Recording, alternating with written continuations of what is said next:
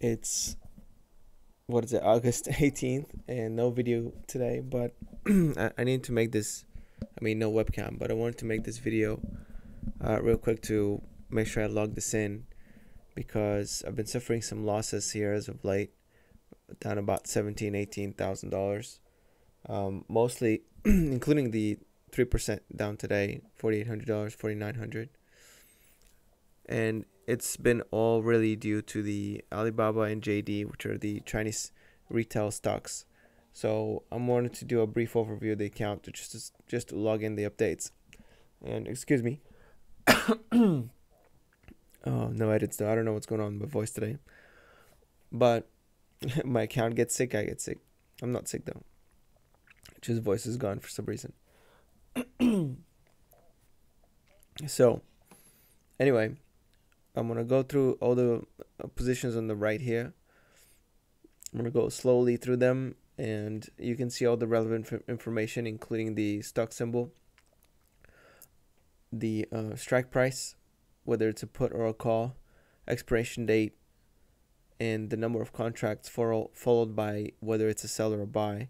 And after I go through the options, you can pause the video at any moment to try to figure out the exact position. And then I will go into the equities real quick. The numbers on the right represent the daily change in valuation and percentage change. So I keep harvesting theta from the EBIX calls and puts that I've been selling. My VIPS call is doing just horrible. And also sold a couple of VIPS puts. VIPS is VIPS Shots. It's another Chinese retailer that I don't have equity of. And here is the actual equity account. Apple, 500 shares, holding strong. Down day a little bit by 0.5%. Company's been attacked from many different angles, but as always, it keeps thwarting the attacks and paying the minimal fines to keep itself at the lead of many sectors, I guess, at least technologically. EBIX disappointing, of course, as usual, but I have been harvesting that data, so that makes up a little bit for the underperformance. And here comes the big bangers of Alibaba and JD. They actually went up a little bit after market, so that's why it doesn't look as painful. What you might notice here is a big change in the account. I've actually reduced the account to just a few positions. How many is that? 7, 8, 9 maybe? I can't count. 1, 2, 3, 4, 5, 6, 7, 8, 9. Okay, so 9 positions, and this last one is pretty small. I've been trying to get rid of it, but it stays really steady. Let me just click on it and show you. It stays really steady around its price range. It's been staying around $16, $17 for a long time, and so I've been just selling a call against it, trying to get rid of it, but it never seems to reach that high, and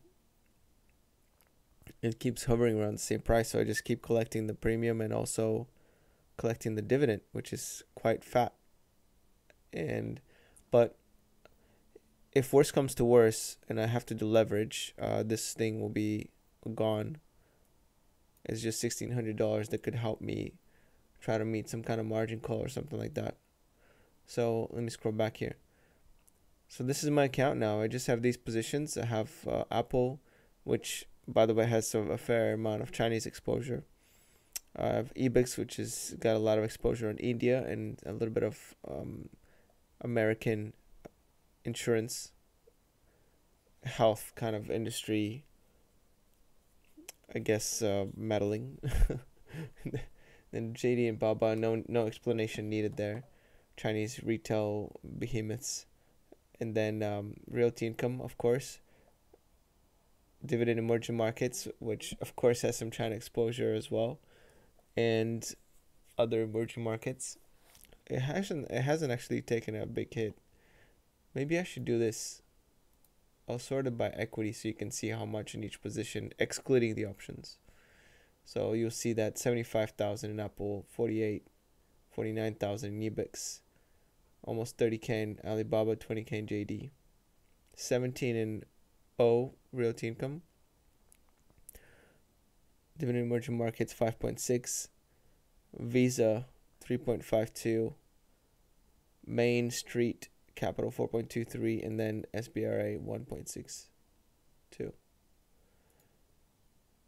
We're going to go back to daily return here. You see it's a sea of red. I see red. So lastly here, I'm going to click on the account to make sure, see where we stand here. So I'm leveraged about 25% at the moment, 51,700 in margin. Total market value is about 212,000. And hopefully this China situation really resolves itself. I guess I have some comments about it and maybe it's even some questions. Let me click on Alibaba just so you guys can see the epic smash down that it experienced today. So down 5%. This is the weak performance. It's 11%. Look at this step down. 3 months down 18%. 1 year down 32%. 5 year.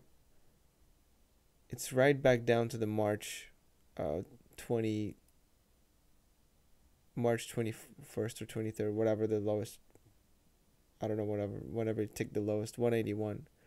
So it's right back there, 175. It's even broken down through that, and it's approaching the December 21st, 2018 scare there. So we'll see if it reaches that level. But so there's a couple comments I guess I have on the Chinese stocks is I'm personally most afraid not of the company slowing down. It's obvious that their valuations are very, very attractive and they're growing companies and they're cash cows, etc. And they're very, very competitive. That's not the issue. The issue is whether or not the VIE structure, variable interest,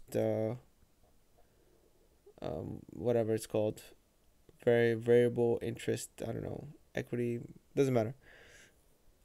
Entity, I think it's entity, and whether or not that the whole scheme is gonna come to an end. And I do have some comments about it. I've been trying to research a ton about it, but other than figuring out how exactly it works, there's not much information out there when it comes to the Chinese and the U.S. Wishes, I guess, or a set of not demands, but a set of things that they would like to see. So from the side of the Chinese, it looks like they just want to be able to say yes or no whether a company is going to be listing abroad. They want companies to jump through some hoops, make sure that there's a lot of security information protection before anything happens with their endeavor to seek capital outside of China. And from the U.S. perspective, they want the U.S. listings to have transparent data from the core company. So the two countries are kind of like at an impasse, and no one wants to budge. And so what I've kind of noticed lately is that the biggest, most powerful figures are trying to skirt the issue by sending, representatives and all kinds of negotiators back and forth to try to, but at a very, kind of a low level, to try to figure out and test the waters continuously. However, neither one of these powers, these countries, wants to make it a huge deal because it serves them to keep the status quo.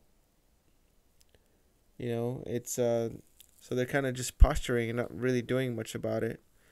We know that China can do something about it very quickly, as they have shown in the past 6 months that they can really stir things up if they want to. However, I don't think it suits them, and everybody else in the world that's investing in China is betting on the fact that it suits them to stay with status quo and just receive the foreign capital without giving away any data or information, really. So that's kind of what I've noticed, and that's actually been the play with these structures for a long time now. There was a ruling about maybe 4 years ago. I can't remember the exact date, but what the Chinese courts determined is that they're, I guess, okay with this structure. At least they didn't outright ban it at the time. So, that's one piece of information that we know. However, they deal differently there in China when it comes to the court system, and at any moment they could decide otherwise.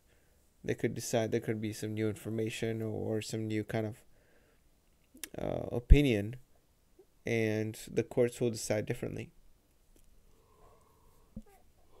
So it's not guaranteed that decision will stand. And from the U.S. perspective, it looks like they're giving 3 years to the Chinese companies that are, or the variable interest entities that are listed in the New York Stock Exchange.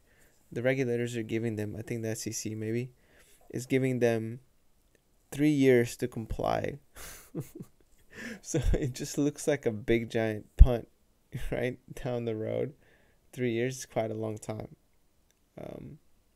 So within these 3 years, if nothing's done, there's probably going to be, in my guess, I guess I'm going into speculation mode now, a heavy discount on the Chinese listed entities here in the New York Stock Exchange or in the US.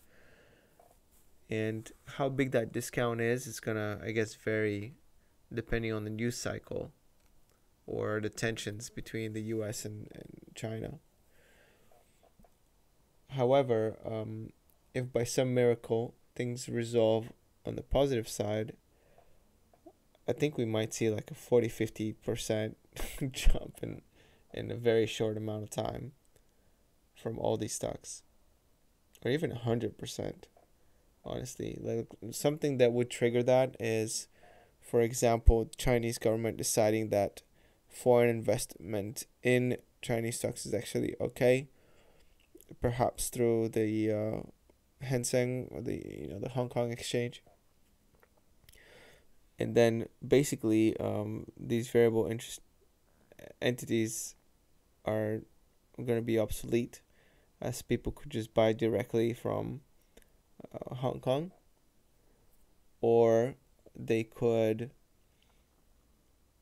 the US markets, right? Or these companies could just buy the shares or whatever, instead of being tied up with a bunch of contracts, which is what really ties us, the US investors, with actual Alibaba in China.